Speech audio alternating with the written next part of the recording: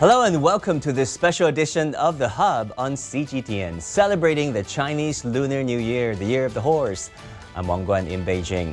2026 marks the Year of the Horse, a symbol in Chinese culture of movement, vitality, and aspiration.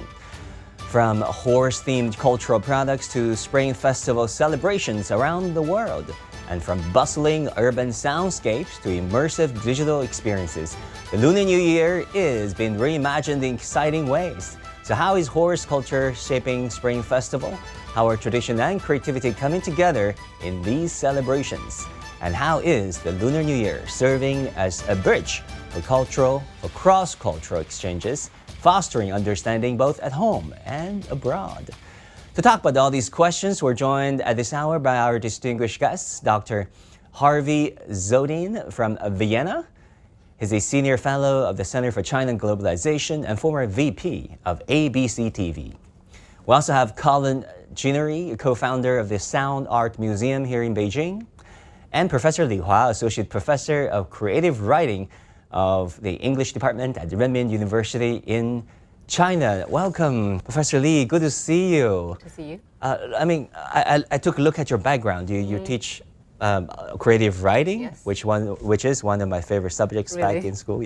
Back in my undergrad days. Cool. You teach singing, Singing and voice, you teach yes. dancing as well. I teach acting, actually. Acting. How did that happen? Well, I studied creative writing at the University of Southern California, and I also studied acting, and I love singing, and I find that all of those subjects, they have the core in common. They're ways of expressing yourself, and they all embody this free spirit. Yeah. So I love to do them all. Talking about free spirit, we're celebrating the Year of the Horse. Yes. How would you teach your students, your foreign students, international cohort about the Year of the Horse? What does the horse signify in our Chinese culture? Well, I think to me the horse signifies this, like I said, the free spirit and also beauty, strength, and perseverance. Now, Harvey, let me go to you in Vienna, Austria. I think the Chinese community, the Chinese diaspora are very actively celebrating the Year of the Horse, but as an expat who lived in China for the longest time and now back in Vienna, what does the Year of the Horse signify to you? What do you hope to happen in the Year of the Horse? Well, to me, it signifies energy, it signifies success, it signifies a long tradition of Chinese animals representing various characteristics that go way back in history, like to the Warring States period. And it also signifies that more and more people are getting to know about Chinese culture. And as a popular trend on TikTok will tell you, that more and more foreigners are becoming Chinese. Out of all the things, the great things, the beauties that a horse represent in the Chinese culture, in many ways that is identical with the cultures in the West as well, in the rest of the world. What is the single most important trait do you think the horse represents? To me, it's strength and energy, and also to some extent longevity. The horse is an animal that people have depended on for thousands of years, and so it's very central to culture. Very well.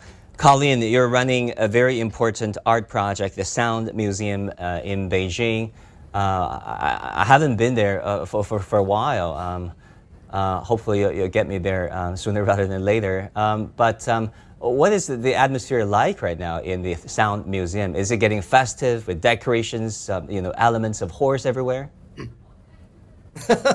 Well, to be honest, we have lots of students here and lots of school trips coming here. But we're actually winding down because, as you know, we have a Chinese diaspora inside China where everybody goes back to their own ancestral homeland. And that's the same for our team, and it's the same for... So during Chinese New Year, I think like the most essential museums in China, like the palace, the Gugong, Forbidden City, the Palace Museum.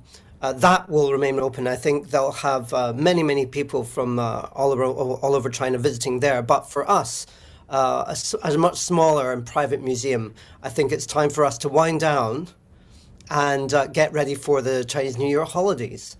But we have projects, New Year projects, outside of our museum. For example, we're working on a project in Shanghai. So that's where we're sending our sound, our New Year's sounds. We're sending them to Shanghai. Very good. Now, you lived and worked across the Western world as well as China. How would you explain the Year of the Horse to your friends in the West? I think people are really interested in how these things impact them. If you frame everything around Chinese culture, I think people who are already interested in Chinese culture will be very open to that. But for people who don't know anything about Chinese culture, if you preach to them, how important Chinese culture is, I think that's probably not going to be the best way to get them interested. So you would say how the Chinese horoscope impacts our lives, impacts your lives. If you combine it with the Western horoscope, what that means for you. And I think many people will be very interested in how these horoscope things affect their own lives, especially younger people. So I don't think we're trying to become super or trying to promote superstition, but I think it's fun. I think it's a fun way of connecting, because that's what horoscopes are. They're a part of life. And they're part of tradition, and they're a part of a belief system, and I think these belief systems have effects on our own lives. Right, Professor Lee, talking about Chinese animals, we have at least 12 of them, and we picked 12 out of all the animals to represent the lunar calendar. For example, I'm a rat. Which means something here in China, being witty and smart, maybe sometimes too smart for our own good. But in the West, rat means something else, right? If you rat a person, if you rat the organization, in the judicial system, it can mean something totally different. Right, or the dragon, right? Or the loon, what we increasingly call here in China, because we think that loon, the Chinese dragon, and the dragon in the Western sense are two different things. How do you cope with these different cultural contexts when you talk to your students or interact with your counterparts in the West? Well, I think I try to find the common grounds, I understand we have differences, but we can always find something in common, that we can say a rat, of course, is witty, and you can see the witty aspects of the rat, right? But when it comes to the Year of the Horse, I'm very glad. I think all of us have very positive opinions on this wonderful creature. It has universal appeal, as we have heard from the other guests. But I understand when you're talking about something that might cause some controversy, right? Like snake, for example, right? Snake, exactly, right? That means different things. I mean, in the Arab world, in the Chinese culture, Confucian world, in the Western world. Yeah. So, but I think that it's okay that we have the differences. We don't have to force everybody to say, "Hey, snake is wonderful." Yeah. So, but I'm really particularly happy. I mean, if you think about the astrologies, a lot of astrologies are made up, right? What is a Capricorn? Or what is a Taurus? A Taurus is the ox, I guess, the Chinese ox. But what is Sagittarius, right? Someone who shoots. Yeah, I was born under that. You're a Sagittarius? Yes. Free-spirited. Yeah, free-spirited. I respect that. I like that. What is a Sagittarius, or what is the Iris? Iris is a sheep, I guess, according to the Chinese zodiac. Yes. So we have some similarities, but also differences. Yes, we do. Yes, but for me, I always try to find the common grounds, and I feel like that's the beauty of it, And actually, a few years ago, I was working in Costa Rica. I was working as a Chinese director of the Confucius Institute at the University of Costa Rica. Very nice. So I remember in 2018, that's the first year when I was working there, I went to the local kindergarten. And we taught those 4 little kids. I told them a story about the little horse crossing a river. you know, 小马过河, right? And it just so happened those kids were born in the year of the horse. Oh, wow. Yeah, so I told them, hey, you know, we could all be like this little horse crossing the river bravely because you were born in the year of the horse. You were meant to be a brave little horse. And they just loved the story. And they felt like they were that little horse. And now 8 years have gone by. I think they're now 12 years old. I hope they still remember the story. And I hope they're probably galloping freely and joyfully now. Galloping into the year of the horse. Yeah.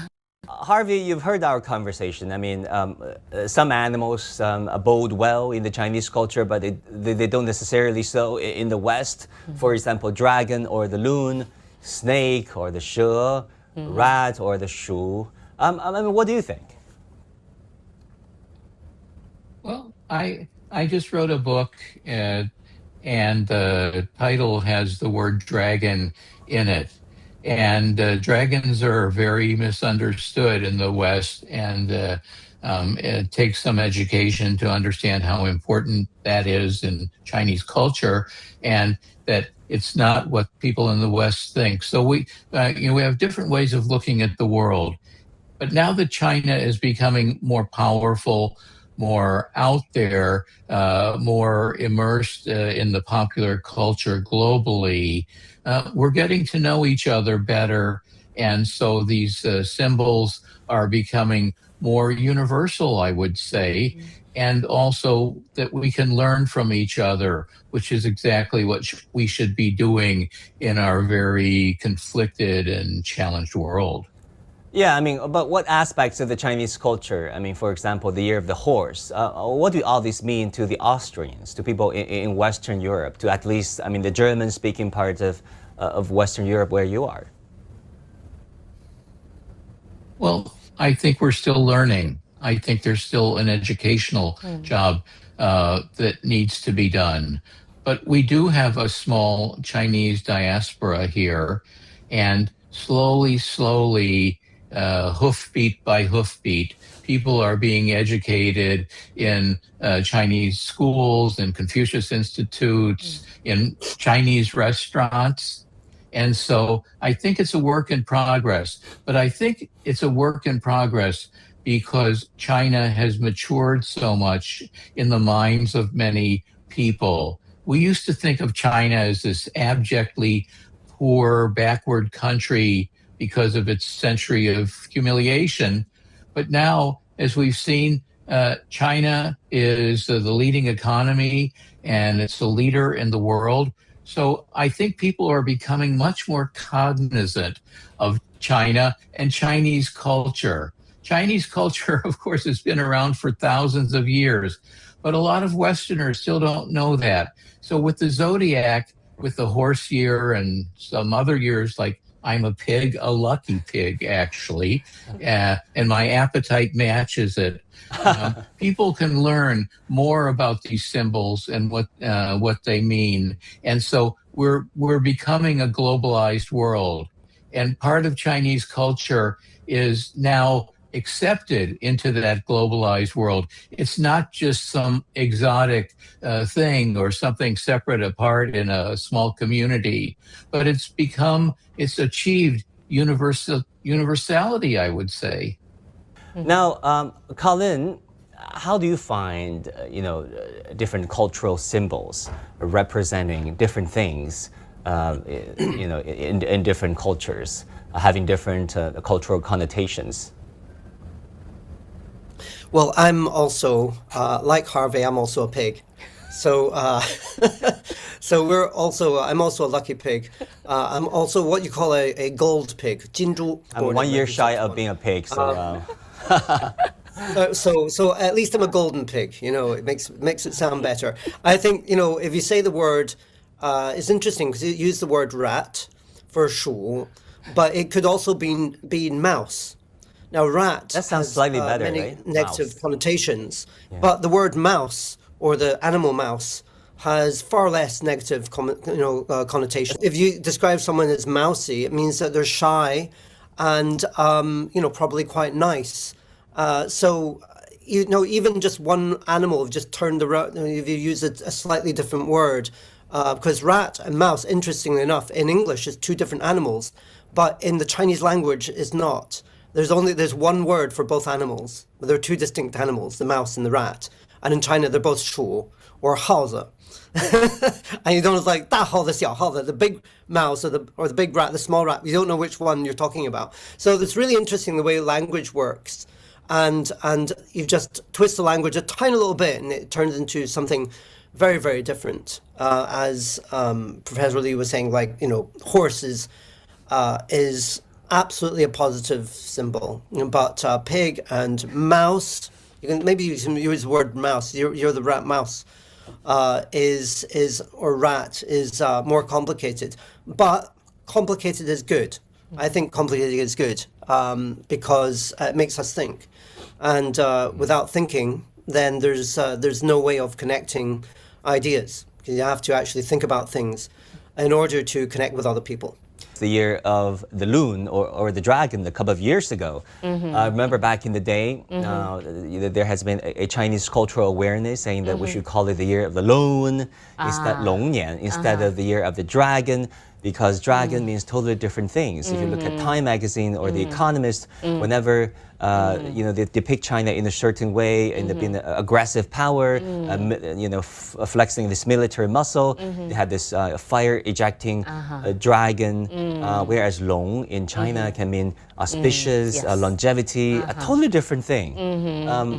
Back to the year of the loon or the year of the dragon, how big a deal do you think it was when it comes to the necessity to bridge this gap of understanding? I think it depends, like if we are living in an environment, people are really open and friendly toward each other, we can talk about the differences and communicate, and it's just, it's good, But if this environment is somewhat hostile, then, I think that if we argue more, then that will probably cause more problems. But dragon, in and of itself, does have more negative connotations taken for what it is in the English language, right? Professor Lee, you teach creative writing, so tell me all about it. What? Dragon. A dragon, like in the English language? Well, like in the Bible, it does talk about the dragon in the book of Revelations, the dragon and so forth. Yeah. But anyway, let's not get too complicated about that issues. I think, but I think in China, people who were born in the year of the dragon were very proud of that. Yeah. All the parents want to have a baby born in the year of the dragon. Yeah. Of course. So, so no matter what other people say about dragon, we feel pretty good about it. Harvey, what do you think? If you think about the year of the dragon, I know we're talking about the year of the horse, but the year of the dragon a couple of years ago was such a big deal. The animal means such different things across different cultures. How do you find these differences? I find that they often divide us, but they, with knowledge, should be uniting us more. And so the people don't know in the West about the dragons and their heritage, the fact that they were a symbol of imperial authority, that they really are a very positive animal. In the West, we think of dragons purely in negative terms. But I think now that we've had more contact between our cultures, that people are learning and are knowing each other. I think that's a great thing. We have to stop demonizing each other as enemy or them or those people. We need to understand our common humanity. And the way we understand our common humanity is through the symbols that each side uses, and that pretty soon there aren't going to be each side. There's just going to be a human race that hopefully in the near future will get along well with each other and will be celebrating each other, as we now in many parts of the world celebrate a Chinese New Year through parades and things. And it's no longer an ethnic thing for some small or large subset of the population. It's a universal thing in which everybody partakes. Dragons are a part of that. Horses are a part of that. I think it's a wonderful direction to be moving in. Eventually, we will all get along. I mean, that is the ultimate wish. Now, Colin, So, how do you think China or the Chinese cultural institutions should take advantage of the Year of the Horse and have more, horse-themed products? Because if you think about La Bubu, which is a ugly, cute animal that is so popular around the world, nobody thought that it would have such a big impact around the world, in Rome, in Brussels, in Paris. And now, what should we do about the Year of the Horse when it comes to, really making it a brand, a global cultural brand? Well, horses are global, so I think it's what people are interested or might be interested in is what's China's unique take on the horse that differentiates it from the West or the Middle East or the nomadic peoples, and I think for China the horse is a really interesting animal because of its history and the relationship between the Chinese people and the nomadic peoples over the centuries. And now, of course, we have Inner Mongolia and many, people who live with horses as part of their everyday lives, like Inner Mongolia. So horses are very, very complex animal for symbolism in China, and that is actually quite different from that of Western countries. So I think that's a really interesting way of what is a horse to Chinese people as opposed to horses to Western people, because it's such a universal animal. I think a pig is pretty similar, is less contentious. I think for the West and for China, apart from symbolism of being lucky, but the other connotations are pretty similar. But I think the horse is more nuanced and more complex. And the way to do it for me, because I come from, I run a cultural institution in Beijing, but I've been working in culture for a couple of decades, or more actually, three decades, yeah. Is really to give artists and musicians and other people who are dealing with this symbolism really free rein, pun intended. So free rein to do whatever comes to their mind in creating really interesting ways of conveying the idea of the horse. And only by doing that can you have all kinds of different interpretations. And one of those, or a few of those, will find resonance across cultures. There's no way of designing by committee. I'm saying, okay, we're going to bring together a committee of experts and they're going to tell us what the meaning of the horse is, and then we're going to then tell the people of the world this is what the horse is. That's not going to work. What you do is in culture, and the way that culture works, has always worked, is that artists just come up with things. They have a free imagination, and if they're free to create, then they'll express from the soul, from the heart. And only when that is really done well, something that is expressed from the inside and done very purely, only that can connect with other people from other cultures who can feel that purity of vision. And then that has a way of connecting people. And I think that's the magic of culture. And that's the magic of music and the arts and all these different cultural modes of expression, is that if it's done through that pure vision of an artist who is given, the freedom to create, then that sometimes can last for centuries or even over thousands of years. So that's, for me, that's the way to do it. Harvey, do you have any ideas? Do you think the Year of the Horse presents a unique opportunity? I do think it presents a special opportunity.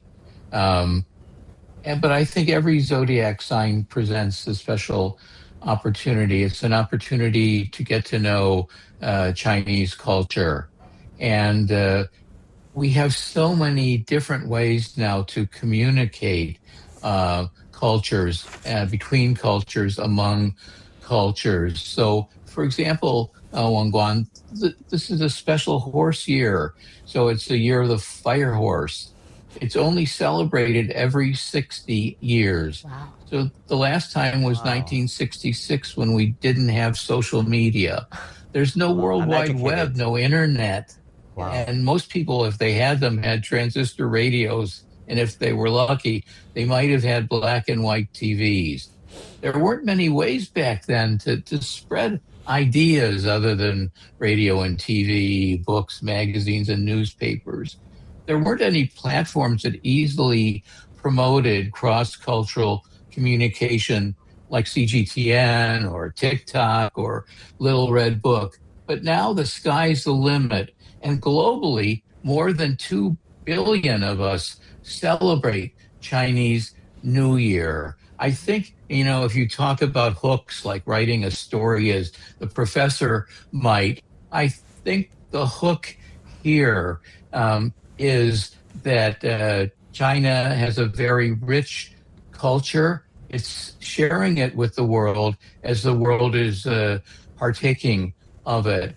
I think that is what is going to put us on a course of more peace and understanding. And I think that we need more of that today.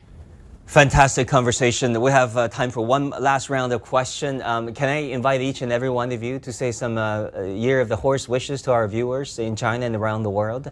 A better bilingual and with the word horse in it. Why don't I start with you, Colin? The Chinese proverb that I want to use to wish everyone a happy year of the horse is 马到成功, which means success arrives as swiftly and decisively. Okay, Harvey, the master, now is your turn. 新年快乐, Happy New Year. What I want to say, I now know the reason that you chose me to be on this wonderful show. And it has to do with another horse saying, and that is, an old horse knows the way. And I guess you could say the meaning's self-explanatory. Can't you conjure up in your mind's eye a trusty old horse that knows the way forward based on past experience over many years of traveling the same road in different weather and different seasons? Maybe I know a little bit of that. So thank you very much for having me. Professor Lee, Yes. what about you? Well, I think of 以梦为马，不负韶华. So let your dream be your horse and lead a creative and prosperous life in the year of the horse. So romantic. You've got to get me your book, please. Definitely, I brought. Okay, finally, it's my turn. I want to wish everyone watching our program, supporting us, we can't thank you enough. So we want to all of you, our viewers, on behalf of my team, you have as much vitality and momentum as possible in the Year of the Horse. Okay, with that, we come to the end of this edition of The Hub on CGTN. I want to give a special thanks to our commentators and panelists, Professor Lee from Birmingham University. Also, special thanks to Colin and Harvey for their participation. And that would do it. Thank you for tuning in.